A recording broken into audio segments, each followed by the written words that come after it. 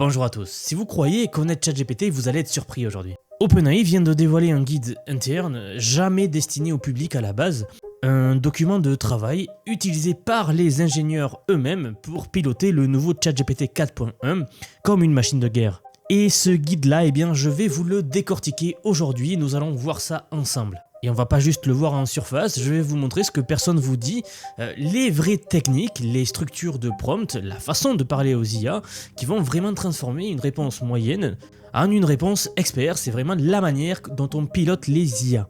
Des techniques que nous allons voir que vous pourrez utiliser et mettre en œuvre dès la fin de la vidéo sur votre IA préférée, que ce soit ChatGPT, Claude, Gemini, Grok, etc., Mistral, peu importe. On va parler d'IA qui réfléchit à votre place, de prompt qui planifie, de contexte, de 1 million de tokens, ainsi que d'instructions suivies au mot près.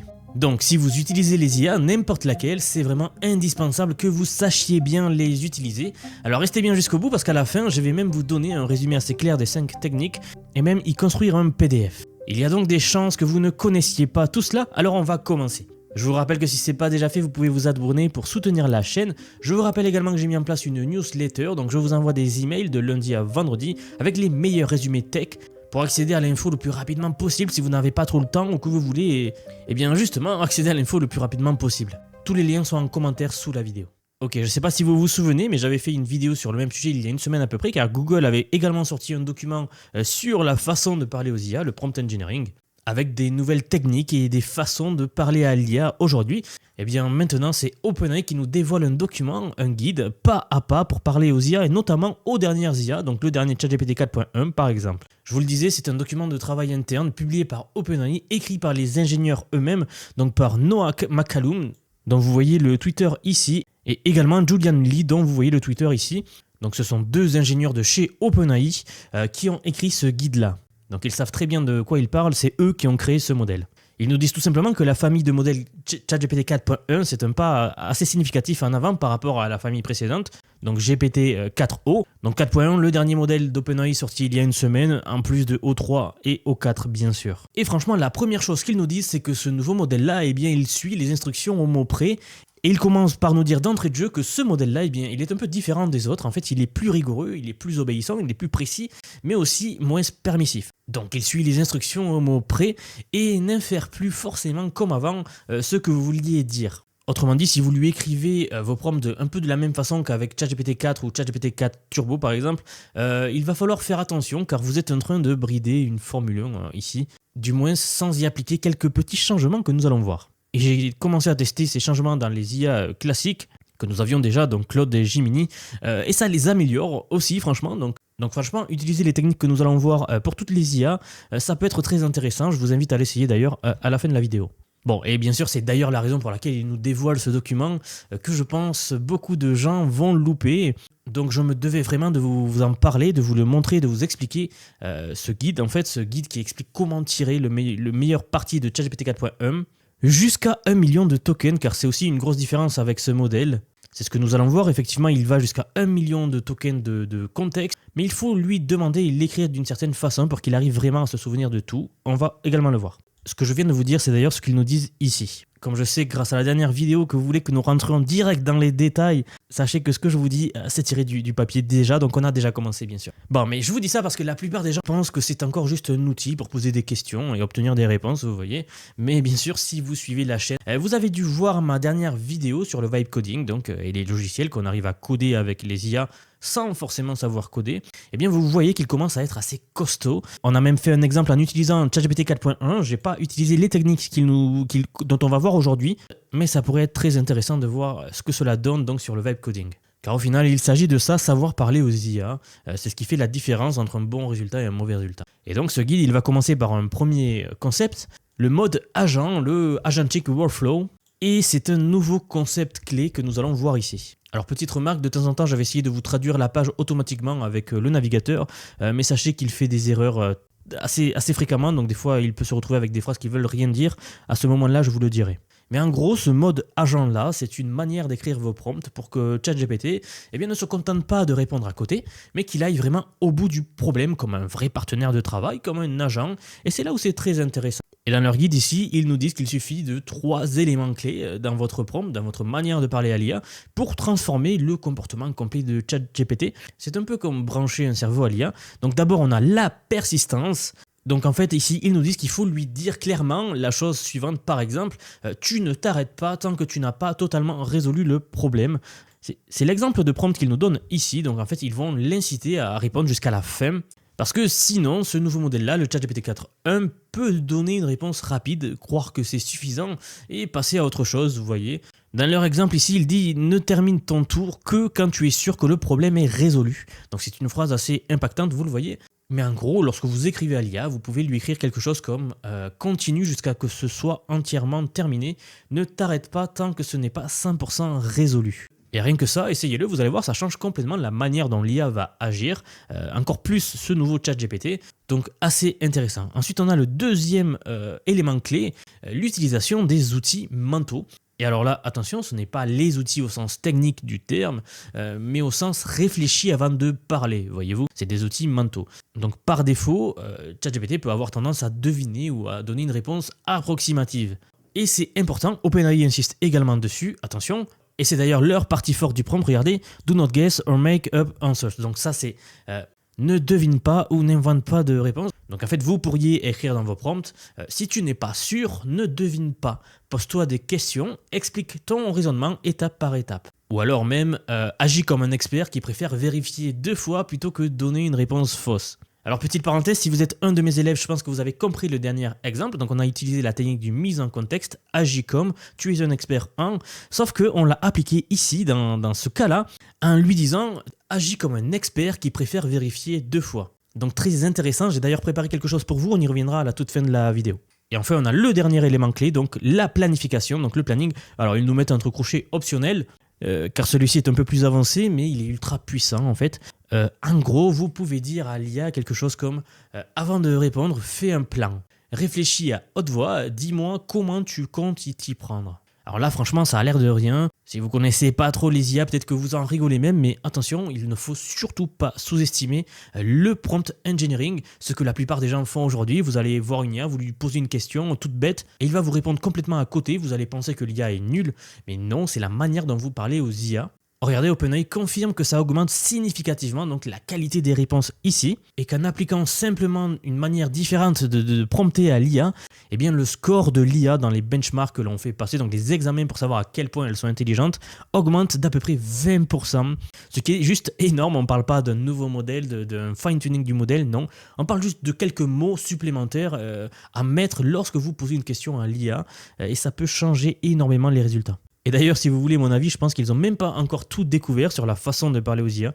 Je suis sûr qu'on va encore faire des découvertes d'ici quelques semaines encore. Donc ouais, avec juste ces 3 éléments-là, dans votre prompt, vous transformez votre IA en une machine à résoudre des problèmes. Donc vraiment, c'est pas juste une promesse marketing, c'est vraiment testé, validé et mesuré, alors et par OpenAI et par plein d'experts indépendants. Alors très rapidement, regardons un exemple concret. Je vais sur ChatGPT et je vais lui poser la question « Aide-moi à corriger ce texte ». Puis je prends un texte au hasard en fait. Je suis allé sur Wikipédia, je prends le premier, je regarde même pas ce que c'est, copier. Je lui colle et j'envoie. Et vous allez voir ce qu'il fait. Donc voici la version corrigée et légèrement reformulée. Et voici donc, il reformule en gros le texte.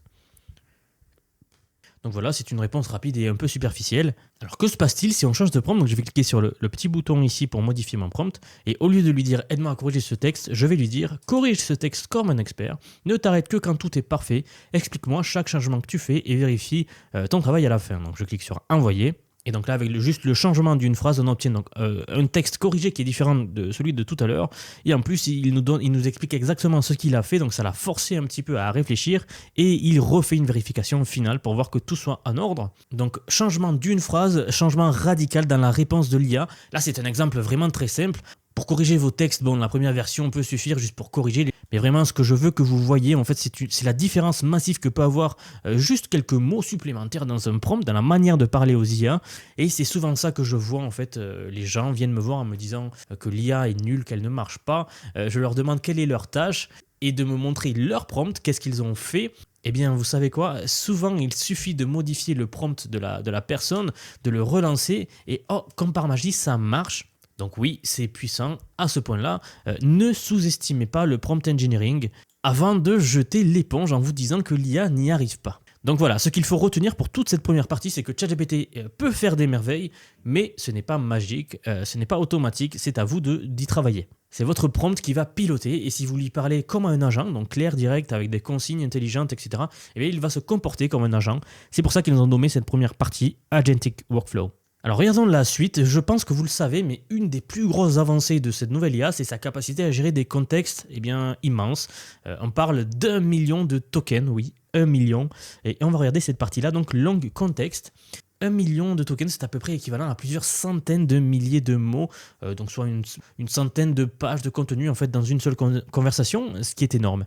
Alors d'ailleurs, un abonné m'a cité sur X, donc c'est ici son post, où il m'a envoyé d'ailleurs le fameux benchmark qu'on fait passer aux IA pour connaître leur capacité de contexte donc réel. Et là franchement on rentre dans un nouveau monde. Alors qu'est-ce que ça signifie? Qu'est-ce que ça veut dire concrètement pour vous? Eh bien ça veut dire que vous pouvez coller plus qu'un PDF entier. En fait vous pouvez mettre un livre, un règlement technique entier, un historique de chat ou un plan de projet ultra détaillé, peu importe, un truc massif. Eh bien l'IA elle va maintenant être capable de le lire entièrement, de le comprendre, de le synthétiser, de comprendre en fait, de répondre en tenant compte de tout ce que vous avez mis dedans.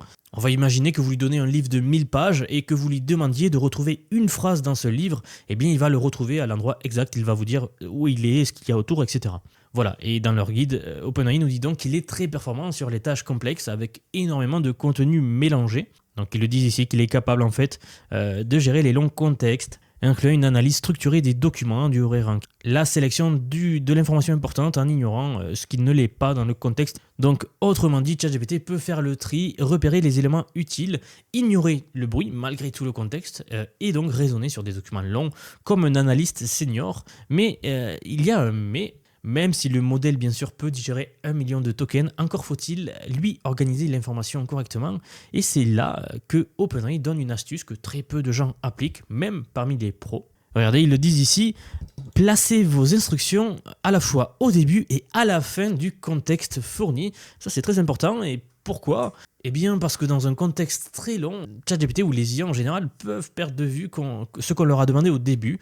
Donc si vous lui donnez vos consignes uniquement à haut au début du texte, en fait, il peut dériver ou répondre à côté. Et pour cela, il existe donc une solution, c'est d'encadrer votre prompt. Donc vous lui mettez les consignes une fois au début et une fois à la toute fin, comme un sandwich un peu. Donc vous avez l'instruction, ensuite le contexte et ensuite l'instruction de nouveau. Et en plus de ça, il nous donne un petit conseil de structure. En fait, c'est que si vous avez des blocs de texte très longs, il faut utiliser des balises assez claires pour l'aider à s'y retrouver. Vous avez un exemple ici. Il donne ici une balise. Donc les balises, c'est tout ce qui est astérix, les barres comme ça, les tirets, etc. Donc là, on a une structure assez claire. On a donc l'astérix instruction. On lui dit pourquoi c'est et on lui donne donc le contexte.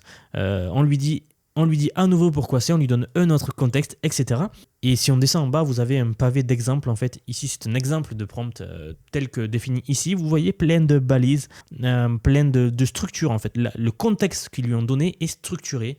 Et c'est à ça qu'ils font référence, donc de transformer ici le contexte. En gros, dites-vous que tout ce qui rend la structure plus lisible rend le raisonnement de l'IA plus fiable. Le guide le dit clairement que la manière dont vous structurez le prompt impacte la qualité des réponses, surtout, majoritairement en fait, dans un long contexte comme ici. Une intelligence artificielle qui est perdue, eh bien, ça fait des réponses confuses comme un humain. C'est comme si vous demandez à quelqu'un de lire un pavé de 800 pages et de répondre à votre question posée tout au début, vous voyez, sans jamais lui rappeler ce que vous vouliez à la fin. Ça ne marche pas. Mais si vous l'encadrez correctement, eh bien, vous pouvez avoir une sortie nickel, même d'un document de 5000 mots. Et ça, honnêtement, c'est du jamais vu. Donc, avant que la plupart des gens disent « ouais, c'est du fake, leur contexte, il ne marche pas », essayez de prompter comme ça et vous verrez que ça marche. En tout cas, ChatGPT a un bon score au niveau du contexte en utilisant les bonnes techniques de prompting. Ok, donc on a vu deux parties majeures. Continuons avec la partie suivante. Il faut que vous sachiez qu'une différence notable avec cette nouvelle version, donc le 4.1, eh bien, elle ne lit plus entre les lignes, ou plus autant qu'avant du moins, elle lit ce que vous lui écrivez au mot près. C'est ça qui lui fait la puissance en fait. Elle va suivre les consignes à la lettre, parfois au détriment de votre intention initiale peut-être. Car vous le savez, mais avant, avec ChatGPT 3.5 ou même ChatGPT 4 classique, vous pouviez être flou, suggérer, insinuer, et le modèle devinait à peu près ce que vous vouliez. Mais avec ce nouveau 4.1, eh bien, ce jeu-là, il change un tout petit peu, et le guide d'OpenAI est très clair par rapport à ça. Le modèle suit les instructions de manière beaucoup plus littérale. les prompts existants pourraient ne pas marcher comme d'habitude. Et donc suite à quoi il nous donne une méthode assez simple mais très puissante pour cadrer les prompts. Donc c'est ici le workflow recommandé, donc la manière recommandée de prompter à l'IA pour avoir le meilleur résultat. Et elle tient en 4 blocs, donc un premier bloc où on a les règles, donc de commencer par les règles de réponse ou l'instruction. Donc en gros, c'est de commencer par les principes généraux. Quel est le ton que l'on veut? Quel est le rôle que l'on doit assigner à l'IA? Y a-t-il des choses à éviter, etc. Donc par exemple, tu es un expert en psychologie, sois clair, bienveillant et évite les termes trop techniques. Alors là, bien sûr, on ne réinvente pas la roue, c'est la base du prompt engineering. C'est un des premiers cours dans ma formation, vous savez de quoi je parle si vous me suivez. Donc encore une fois, on a vu cette partie. Ensuite, il continue et ils nous disent qu'il faut procéder par étapes. Donc en fait, il faut lui indiquer la méthode à suivre, les étapes, dans quel ordre le faire, ce qu'il faut vérifier à chaque fois, etc. Par exemple, si on continue dans l'exemple de la psychologie, on pourrait lui dire ces étapes-là. Donc 1, résume le texte. 2, identifie les émotions principales du texte. Et 3, donne des conseils pratiques adaptés à chaque émotion. Donc ça serait comme ça qu'on va guider l'IA. Donc ça serait l'étape numéro 2. Mais ça, pareil, c'est une technique qu'on a déjà couverte, donc là, rien de nouveau à l'horizon. Alors, pour que vous compreniez vraiment, et on va regarder directement leur exemple, donc il y a la première partie que je vous disais, il y a les étapes à suivre, donc ici. Ensuite, la partie suivante, c'est des exemples, donc en fait, on va donner un ou deux exemples concrets de ce que vous attendez. Donc le modèle, il va essayer de reproduire souvent, avec une grande fidélité, les exemples que vous donnez. Ça, c'est ce qu'on appelle l'output template, si vous savez de quoi je parle. Une technique très connue dans le prompt engineering, mais attention, la différence ici, c'est que trop d'exemples tuent la créativité, donc un ou deux suffisent, plus besoin d'en faire plein. Puis ensuite, ils agrémentent leur prompt comme ça. Alors cette partie, je l'aime bien car il nous parle des erreurs à éviter et que justement beaucoup font, donc des erreurs communes. Par exemple, les majuscules à outrance. Par exemple, il vous répond et que vous n'êtes pas content et que vous lui dites tu dois faire comme ça en majuscule. Eh bien, ce n'est pas plus efficace. Au contraire, le nouveau ChatGPT, il pourrait risquer de surinterpréter et devenir beaucoup trop rigide. Et donc, vous allez tuer sa créativité. Donc, erreur à ne pas faire. Il y a ensuite un autre problème, c'est les règles contradictoires. Si par exemple, vous lui dites fais court, puis après explique en détail, eh bien, il va pas trop savoir quoi faire et il suivra la dernière consigne, tout simplement. Donc attention, ça peut en faire sourire plus d'un, mais en fait, c'est pas si anodin que ça. Quand on écrit à l'IA, qu'on fait des grands prompts, on ne se rend pas forcément compte que souvent, on demande des choses contradictoires. Donc il faut faire attention en relisant les prompts. Puis ensuite, les consignes floues, comme le fameux « sois plus humain » que beaucoup de gens disent à l'IA lorsqu'elle répond. Sachez que ça n'aide pas le modèle. Au contraire, ce qu'il faudrait faire, c'est lui dire « utilise un ton chaleureux » ou « pose une question à la fin pour relancer l'échange » par exemple. Bon, ok, là vous voyez qu'il y a beaucoup de règles, beaucoup de choses, et vous pourriez me demander, mais pourquoi est-ce que c'est aussi précis? Eh bien, tout simplement parce que ce nouveau ChatGPT, il a été entraîné beaucoup plus à obéir, à imiter le cadre que vous posez, donc au millimètre près, et c'est un changement qui est une chance en fait, oui, car si vous lui donnez des instructions bien pensées, il devient extrêmement fiable, honnêtement. J'aime bien les exemples, regardez, vous pourriez écrire par exemple ça à ChatGPT, écrire un message pour un client qui s'est plaint et lui coller le message par exemple. Ou alors vous pourriez lui coller ce genre de prompt là. Donc comme on a vu dans ce guide là, donc d'abord des règles, puis ensuite le contexte, puis ensuite la mise en contexte, vous lui donnez des étapes de raisonnement, un exemple, pas plus, et le format en sortie. Et d'après vous, quelle sera la meilleure réponse? Le premier exemple ou celui-là? Bien sûr, je pense que la réponse, elle est assez évidente. Donc ce qu'il faut surtout retenir, c'est que le ChatGPT, il ne lit pas dans vos pensées, il exécute ce que vous lui demandez. Donc plus vos consignes sont claires, ordonnées, précises, plus le résultat il sera propre, puissant, conforme à ce que vous voulez vraiment. Et c'est là quelque chose qu'il faut vraiment savoir. Alors bien sûr, la vidéo commence à être un petit peu longue. Il reste ensuite une autre partie dont il nous parle, c'est le chain of thought, donc la chaîne de pensée. Donc c'est une manière de forcer les modèles à raisonner, et c'est ça l'astuce peut-être la plus puissante et la plus sous-estimée par la majorité des utilisateurs. Mais on l'a souvent évoqué sur la chaîne, donc je ne vais pas m'y attarder plus que ça, j'en ai dédié plusieurs vidéos déjà. Et en fait c'est la méthode pour forcer les IA à réfléchir, donc même si ChatGPT n'est pas conscient, cette méthode le pousse vraiment à mieux réfléchir. On l'a vu en fait dans les benchmarks, ça améliore énormément les performances des IA, juste un simple prompting. En fait, en appliquant cette simple méthode sur le benchmark SWE, donc qui est un des benchmarks les plus difficiles pour les IA, donc ils lui ont appliqué cette méthode, il a gagné 5%. Et sachez que 5% de gain sans entraîner de nouveaux modèles ni rien pour un benchmark comme celui-ci, c'est énorme. Et pour les cas d'utilisation de tous les jours que vous pouvez faire, que je peux faire, eh bien les gains pourraient sans doute être de 10 à 20% de plus si on applique cette chaîne de pensée-là aux modèles non résonants. Attention, car bien sûr pour les modèles résonants, c'est une autre logique, mais ça nous y reviendrons dans une autre vidéo je pense. Bon, on a couvert 4 leviers essentiels dans ce guide donc de ChatGPT 4.1 et le prompt engineering, cette fois-ci délivré par OpenAI. Donc je le rappelle, l'Agentic Workflow, il faut parler aux IA comme si c'était un agent pour transformer GPT en assistant autonome en fait, avec l'utilisation d'outils mentaux, donc même si vous ne codez pas, comprendre cette logique, elle peut inspirer vos propres cas d'usage. Ensuite, la manière de bien faire fonctionner le long contexte, donc jusqu'à 1 million de tokens de cette IA-là, à condition de bien structurer vos prompts comme je vous l'ai dit. Puis la nouvelle façon de voir ce GPT qui suit beaucoup plus les instructions, qui obéit au mot près en fait, donc soyez clair, précis, structuré. Et enfin, la chaîne de pensée, ce que je viens tout juste de dire. Alors dans cette vidéo, il reste d'autres points, mais ça c'était vraiment le plus important. Si vous devez retenir quelque chose, c'est ça. Je tiens juste à faire remarquer que pour les personnes ayant acquis la formation, si vous êtes un de mes élèves, je suis en train de vous préparer un petit PDF, donc bonus, qui va résumer toutes ces techniques avec des exemples concrets que vous pourrez garder sous la main lorsque vous utilisez les IA. Vous le retrouverez dans une nouvelle leçon dans le module 2 donc, du prompt engineering. À la toute fin, je vais vous mettre ce PDF et je vais creuser un peu plus le papier également pour vous donner d'autres cas d'utilisation et d'autres manières de prompter. Et je pense que dans une prochaine vidéo, on fera un test en live de ces prompts avancés là, qui sont encore une fois tous basés sur la base du prompt engineering que vous avez déjà vu. Et franchement, pour tout le monde, essayez-le, vous verrez direct la différence entre un prompt de base et un prompt calibré vraiment comme un pro. Donc voilà pour la vidéo d'aujourd'hui. Si vous l'avez appréciée, n'hésitez pas à la liker, à vous abonner si ce n'est pas déjà fait. Si vous aimez ce genre de contenu, partagez-la également à vos proches si vous voulez soutenir la croissance de la chaîne. Je vous remercie d'avoir regardé jusqu'ici. Je vous rappelle que tous les liens vers la formation, elles sont en commentaire ou en description sous la vidéo. Je rappelle également qu'une mise à jour arrive. On va creuser plus en détail les outils de génération vidéo et finir le module Vibe Coding. Voilà donc merci et je vous donne rendez-vous très vite, c'est-à-dire à demain pour la prochaine vidéo sur l'IA. Si cette analyse sur l'intelligence artificielle vous a intéressé et que vous souhaitez approfondir votre compréhension des avancées dans ce domaine fascinant, je vous invite à découvrir ma page x.com dédiée à l'intelligence artificielle. Vous y trouverez des analyses détaillées sur les dernières innovations et les applications concrètes de l'intelligence artificielle qui transforment notre quotidien et façonneront notre avenir.